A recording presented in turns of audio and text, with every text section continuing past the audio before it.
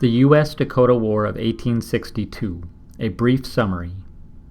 The U.S.-Dakota War of 1862 was a watershed event in the history of Minnesota, yet it remains largely unknown or misunderstood. On August 18, 1862, a faction of the Dakota people launched an attack against the settlers, traders, and agents living at the Lower Sioux Agency in present-day Morton, Minnesota. They then spread out throughout south and southwestern Minnesota, terrorizing many settlements.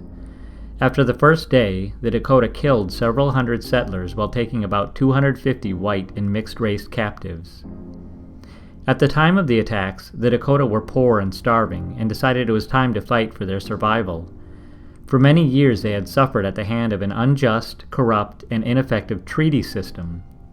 Treaties, such as the Treaty of Traverse des Sioux, signed in 1851, stripped the Dakota of their land, culture, and ways of life. Treaties were agreements that moved the Dakota onto reservations while offering them annuities, goods, and services.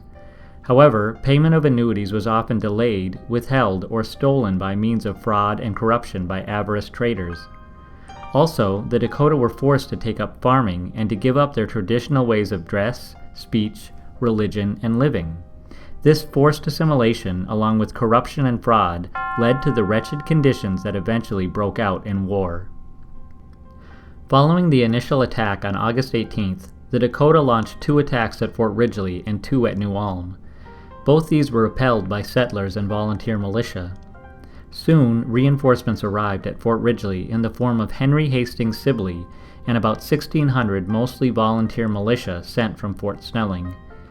Lacking resources and torn by factionalism within the tribe, the Dakota were forced to retreat along with their captives north and west along the Minnesota River. On September 2nd, the Dakota, who had returned to the area to recover goods left behind in their retreat, launched a successful assault on a burial party of soldiers at Birch Coulee. The battle lasted about 33 hours before reinforcements forced the Dakota to retreat once more. The final battle of the U.S.-Dakota War occurred at Lone Tree Lake on September 23, 1862. The Dakota were defeated and forced to flee or surrender.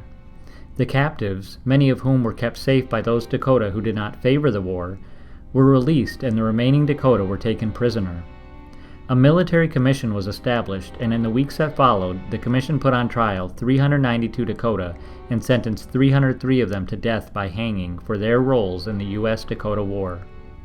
However, the majority of the proceedings were done in haste, with as many as 40 being tried in one day.